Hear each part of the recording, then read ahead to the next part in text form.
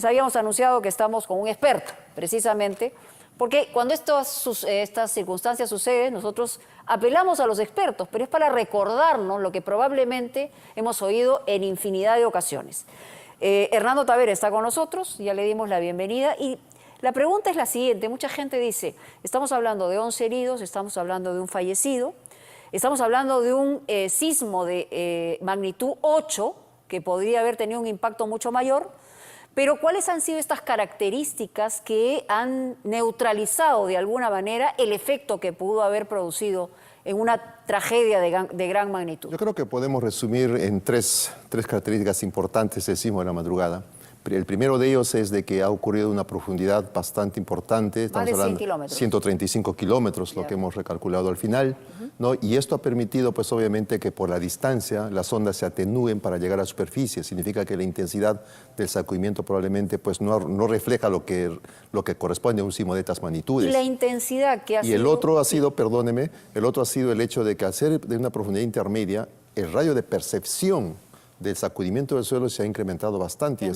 Es mayor. ¿Hablamos de un sismo continental? Hablamos de un sismo con epicentro en continente, pero con origen en el proceso de deformación de la placa de Nazca que se mete por debajo de la cordillera y llega hasta distancias de Pucallpa, Yurimaguas. Y lo que ocurre es que libera energía esa placa al chocar. Esa placa simplemente se encuentra por debajo de la cordillera, como hemos mencionado. Hay fuerzas que tienden a que la placa se introduzca en el interior de la Tierra y hay fuerzas que están evitando que haga ese proceso. Entonces se genera ahí un estiramiento de la placa y esas rupturas es lo que generan estos sismos, que son muy comunes en la zona, pero no de estas magnitudes. Le voy a preguntar, primero supimos una intensidad de 7.5, que incluso era para todos una intensidad muy alta. Una magnitud, perdón. Pero esa misma magnitud, digamos, ¿la hemos sentido todos a nivel continental o puede uno tener una magnitud en un lugar y otra Lo que hay que entender es que la magnitud de un sismo es un valor único. Y en el caso de nosotros dimos un valor de 7.5 inicialmente, por las medidas de dar la información inmediatamente. Posteriormente, cuando hemos ya recopilado más información de toda la red sismológica que tenemos, hemos podido ajustar a un valor de 8. Nos salían entre 7.9, 8.1. Yo creo que 8 es un valor que también las...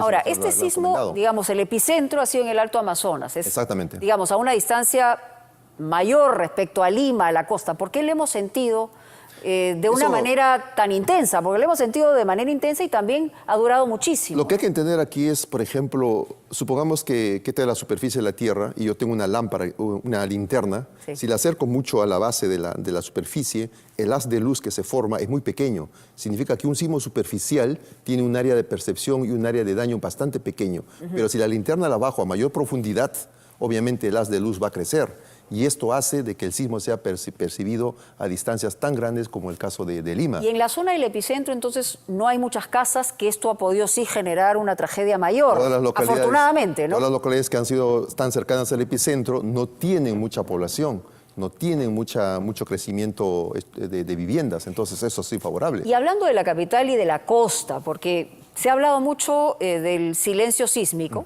y estamos hablando de un silencio sísmico de más de 200 años, que llegó a una intensidad de 9 grados, ¿no? En la escala de magnitud. Una magnitud de 9 grados. ¿Esto se va a volver a repetir? Mire, los terremotos son cíclicos, o los sismos son cíclicos. Van a volver en el tiempo, porque el proceso de movimiento de placas es continuo. El solo hecho que las placas no se movilicen significa que están acumulando energía. Pero hay gente que dice que puede esto ocurrir en 5 o 10 años. Es decir, ¿nadie podría decirlo o sí se puede decir? No se puede decir. Es muy complicado por el solo hecho de que los sismos de magnitud 9, por ejemplo, no son muy continuos en el tiempo. Nuestra información del caso del Perú solo data de 500 años y en los 500 años solamente hemos podido ser capaces de reconocer el sismo de 1745 como el más grande. Pero hemos tenido, digamos, epicentros muy cercanos como en el 70, en el 74, en el 66, que ha sido de menor magnitud. 70, 7.7, el del 66, 7.7, 74, 7.7, el del 40 fue de 8, el que ocurrió hace poco era la fecha de ocurrencia, 8.0. O sea, son sismos menores en magnitud, en cantidad de energía que liberan en comparación con lo que representa un sismo de magnitud 8.5, 8.8 en este caso. Pero en la costa, digamos, el peligro es mucho mayor. ¿Por la población? Por cómo se ha generado la población. O sea, ¿qué pasaría un sismo de esa magnitud en Lima o en una zona cercana? Mire, en el año 74 fue el último evento importante que ha ocurrido en Lima. Uno puede imaginarse cuál era el área que cubría o que realmente era Lima en esos años, ¿no? Los daños eran muy importantes en la parte central, por las viviendas de adobe y quincha, Chorrillos también se tiene. Estamos hablando de la cuarta parte de la población. Exactamente. Y lo que ha crecido de ahí a este momento Lima ha crecido en un desorden completo. No ha habido un control del crecimiento ni por el tipo de construcción ni por el tipo de los suelos. Eso es algo muy crítico en este caso. Y en profundidad, en relación a la costa, es decir, ¿aquí es más factible por la colocación de placas que la profundidad sea menor? Sí. Sí, en el caso nuestro, el contacto de placas prácticamente empieza desde cero. Por eso hasta es más 60, dañino, digamos. Exactamente, y está muy cerca de la zona de costa, ¿no? Entonces, por eso los radios de percepción o de daño producto de los sismos que ocurren frente al mar prácticamente está para la zona costera. Y ustedes en los estudios, en las investigaciones que han realizado, y para ser absolutamente realistas, en una ciudad de casi 11 millones de personas, como es en el caso de Lima, un terremoto devastador generaría millones de muertes. Mire, lo que hemos... ¿Es realista decir eso? No, claro que sí. O sea, como están las cosas hoy, si esto ocurriera mañana, pasado, si no se toman otras medidas... Mire, la cosa es sencilla. Ha quedado demostrado de que el sismo solamente sacude el suelo, con mayor, menor intensidad. Si las casas que se han construido no son capaces de soportar ese sacudimiento del suelo, van a colapsar. Entonces, miremos Lima. Miremos lo que ha crecido después del año 74 y nos damos cuenta que hay unas viviendas mal construidas, mal diseñadas en tu caso, mal uso de material y sobre sitios que no son los adecuados, la ribera de los ríos, las quebradas, las laderas de los cerros, ¿no? ¿Cómo interviene el tema del suelo donde se construyen estas viviendas? Además de ser precarias en algunos casos. Mire, alguna vez he comentado, ¿no? Si yo tuviera la suerte de comprarme un área en el Cerro San Cristóbal y escarbo y empotro mi casa ahí con columnas de concreto, probablemente mi casa se convierta también en parte del cerro y no tenga daños. Pero si yo lo construyo sobre suelos que son de relleno, suelos que no son muy compactos, en la ladera de los cerros, por ejemplo, las ondas sísmicas se van a amplificar, es decir, el sacudimiento del suelo se amplifica por mayor tiempo y eso permite que las viviendas colapsen. ¿Por qué se ha sentido, yo he sentido, por ejemplo, en la madrugada un sismo de más de 2 minutos y yo estaba en un 7º piso? Hay gente que lo ha sentido de mayor duración y otros de menor duración. Todo depende en qué lugar yo me encuentre en el momento que ocurre el sismo. Si yo me encuentro caminando por la calle, es probable que sienta el sacudimiento del suelo, pero en algún momento diré, ya se acabó. Pero las personas que están en edificios altos, por ejemplo, hay que entender que el edificio está empotrado en el suelo y prácticamente el edificio comienza a oscilar con periodos bastante largos. Y hasta que eso no se calme, la persona va a pensar que... ¿Ha sido ondulante el movimiento? Sí, por la distancia hay otro tipo de onda que es la que está llegando a la zona que ha llegado a la zona de Lima, ¿no? ¿Y eso tiene un efecto de mayor daño o de menor daño? Depende. Por lo general nos va a producir ruptura de vidrios, licuación de suelos en algunas zonas, ¿no? Yo creo que la población puede recordar con mayor claridad el sismo del 2007, que decían de que en Lima, de Pisco, que en Lima decían que el suelo se movía como olas. Sí. La misma sensación se ha debido de percibir en este sismo. A mí lo que me dicen es cuando se mueve ondulante, es un sismo que ha tenido mayor profundidad. O más distante. O más distante. Y cuando se mueve y tú no puedes caminar, es porque la cosa se viene grave. Es porque el sismo está muy cerca de donde estamos y la intensidad del sacudimiento es muy fuerte. Ahora, normalmente, esta es una regla, no lo sé, y se lo pregunto, normalmente empieza un sismo de una manera más lenta y uno espera el sacudón. O sea, ayer no ocurrió esto. El sismo de Pisco empezó muy lento y luego vino el sacudón. El sismo del 2001 en Arequipa empezó muy lento y luego vino el sacudón, pero el sismo del 74 simplemente fue el sacudón. O sea que todo depende en qué condiciones se encuentra la zona que va a romperse, o en este caso la zona donde las placas se desacoplan, ¿no? Básicamente depende de eso. Y ahora, el tema, digamos, las viviendas, eso es lo que puede multiplicar una tragedia, pero también las carreteras, porque vamos a ver que las rocas van a caer de todas maneras y van a bloquear la carretera, como ha ocurrido en el Alto Amazonas y en las zonas aledañas, pero también las vías que están ahí se abren como mantequilla. Es que prácticamente ha quedado demostrado que, obviamente, por la forma como se desarrollan, cómo se construyen las carreteras, siempre el proceso de licuación no de se suelos construye está como para este suelo.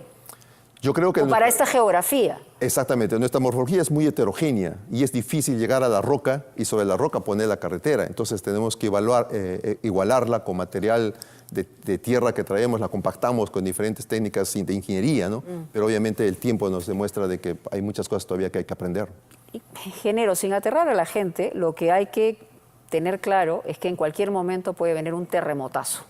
Somos un país altamente sísmico. Ya, nuestra historia, eso lo sabemos, pero digamos, en Lima y en zonas aledañas. O sea, tenemos que tener claro que esto puede ocurrir en cualquier circunstancia. Usted me decía, durante el programa, después del programa, mañana o pasado, podría ocurrir. Pero, por ejemplo, en lugares desarrollados como en el Japón o en el mismo Chile, que está más cerca, digamos, se neutraliza el efecto porque se han tomado una serie de medidas. Nosotros estamos proyectados a eso. Yo recuerdo que después del sismo de 2007, más allá de los problemas enormes de la reconstrucción, se habló mucho de esto, pero después se ha dejado de hablar. Entonces yo no sé si hemos avanzado o no. Mire, en realidad lo que tenemos que preguntarnos es qué cosa ha permitido de que Japón se desarrolle, como usted lo ha mencionado, o Chile.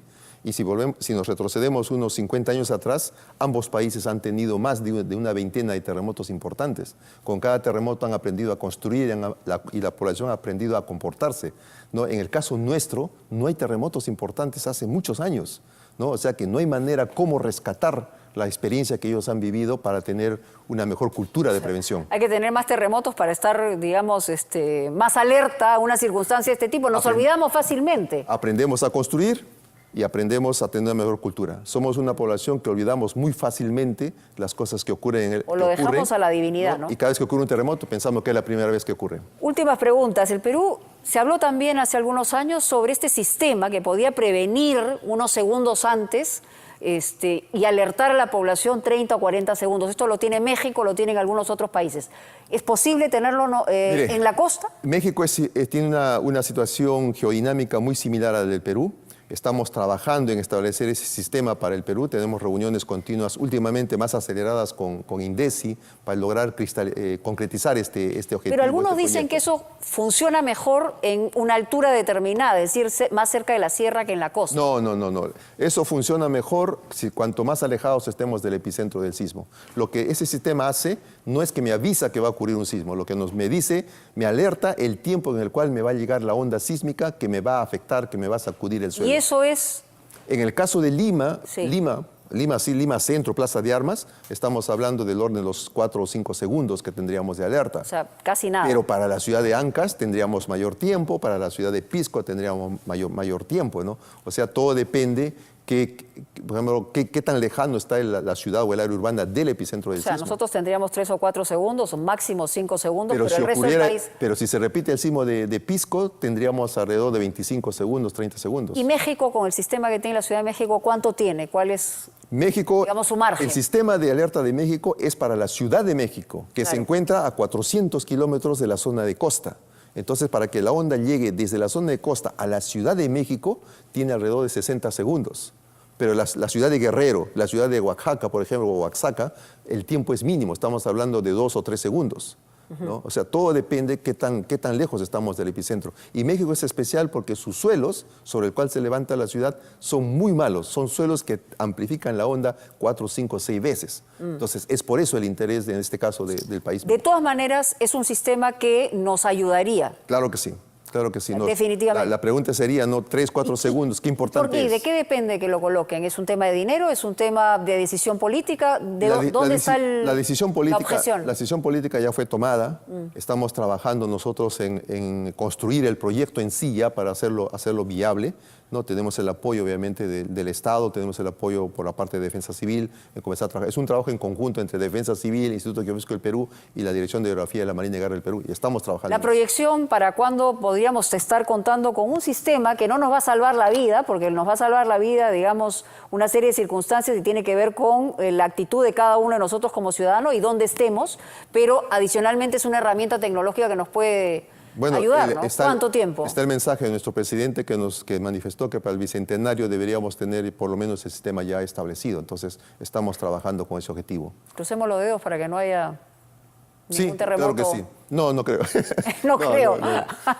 Somos un país sísmico. No, le pregunto porque usted me acaba de contar una anécdota que en Japón dijo, bueno, yo Pido que haya un terremoto para poder mirar, investigar qué es lo que hacen aquí y ¡pum! El terremoto se produjo, así que mejor no digamos eso. Todo lo contrario, estemos claros en que aquí, en el Perú y en Lima, que es una ciudad sobrepoblada, en realidad es una ciudad caótica, es una ciudad desorganizada y que además tiene problemas en diferentes suelos, podría generar una tragedia de una magnitud enorme. Así que tratemos de hacer lo que tenemos que hacer y las autoridades también. Muchas gracias. Gracias a usted. Por estar con nosotros. Vamos a cambiar de tema.